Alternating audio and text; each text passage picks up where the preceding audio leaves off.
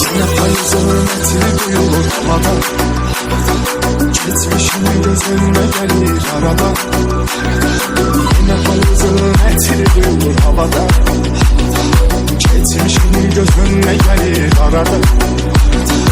Dualar eləyirəm ki Allah'ım, bizi ikinci dəfə yeniden yarada.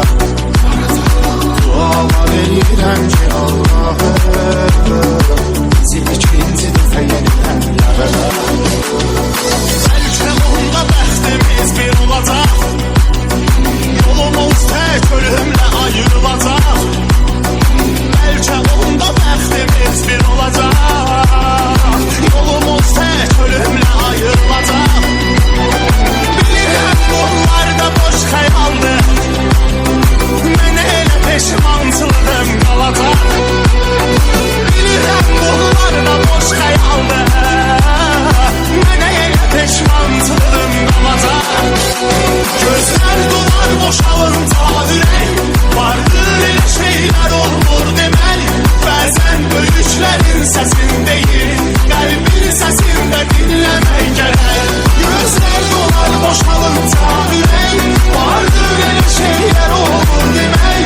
Bəzən böyüklərin səsindəyim, qəlbin səsində dinləmək gərək.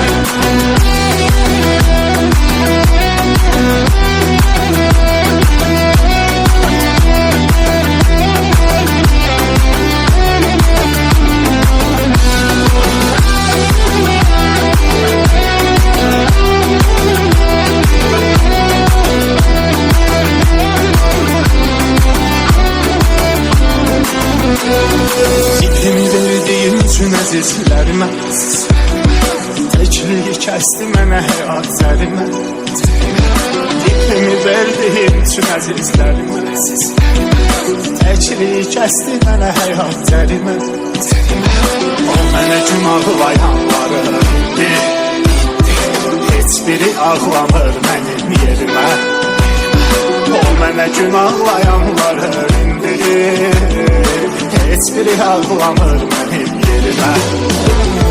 Bəlkə mən etdim günahın çoxusun, o istəyirdi sevgisin qorusun. Bəlkə mən etdim günahın çoxusun, o istəyirdi sevgisin qorusun. Gör necə vaxtdır qurumur gözümüz, etdiyim yerdə dilim qurusun. Gör necə vaxtdır qurumur gözümüz, etdiyim yerdə dilim qurusun. Gözlər dolar boşalınca ürək, vardır elə şeylər olur deməli. Bəzən böyüklərin səsindəyim, qəlbin səsində dinləmək gərək. Gözlər dolar boşalınca ürək, vardır elə şeylər olur demək. Bəzən böyüklərin səsindəyim, qəlbin səsində dinləmək gərək. Gözlər dolar boşalınca ürək, vardır elə şeylər olur demək.